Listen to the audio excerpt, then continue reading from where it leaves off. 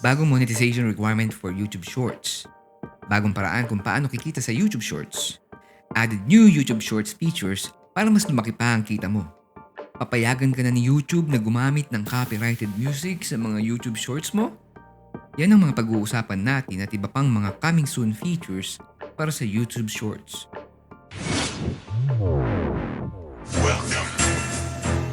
Sa ngayon, halos imposibleng bayaran ka ni YouTube dahil sa mga shorts videos mo. Dahil sa milyon-milyong YouTube Shorts creator, 100 million lang ang paghahatian nyo. At ang pinakamalaking makukuha ng YouTube Shorts creator ay $10,000 lang. At kailangan mo munang ma-qualify. At yan ay dapat mapansin ka ni YouTube sa napakaganda mong viral YouTube Shorts videos na ikaw mismo ang gumawa. Ang maganda lang dito, hindi mo na kailangan makasali pa sa YouTube Partner Program or yung YPP kung saan required ka ng 1K subscribers at 4K watch hours. Pero old news na yan. Tatanggalin na yan this coming year. Papalitan niya ng CPM or cost per impression, which is base sa per 1,000 ads viewed ng yung mga audience ang bayad. So parang long form videos din ang kitaan dito. Medyo may pagkakaiba nga lang. Explain ko yan sa separate video kasi medyo komplikado May computation pang magaganap dyan. Para ma-qualify ka, kailangan mong maka 10 million views sa loob ng 90 days. Medyo malaki yung requirements na yan pero swerte mo kung kasali ka na sa YPP or YouTube Partner Program. Kikita ka na sa mga YouTube Shorts mo.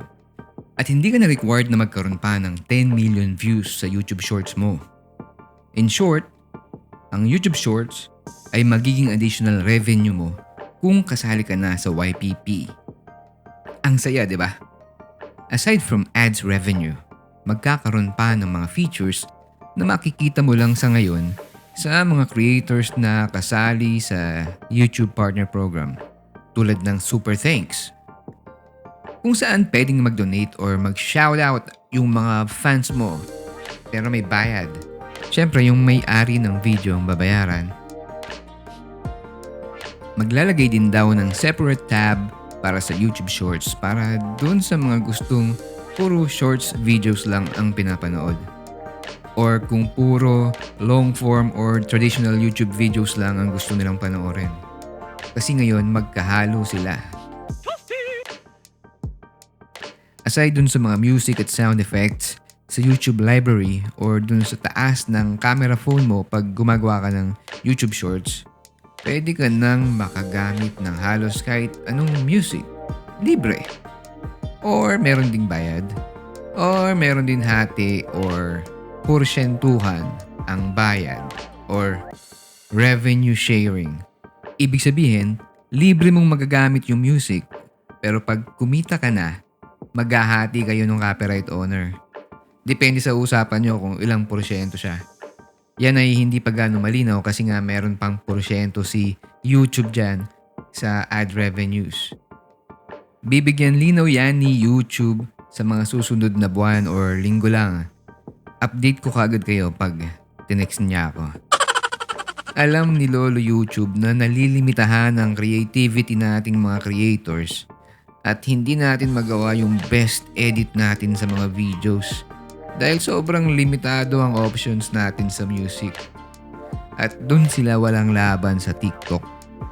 Itong move ni YouTube na to, itong mga bagong features ng YouTube Shorts ay para mahakot nila ang mga creators sa TikTok. Gusto nilang ipaalam at ipamukha sa lahat ng shorts creator na mas kikita sila dito sa YouTube. So kung TikTokers ka, lilipat ka na ba sa YouTube? Comment kayo sa baba.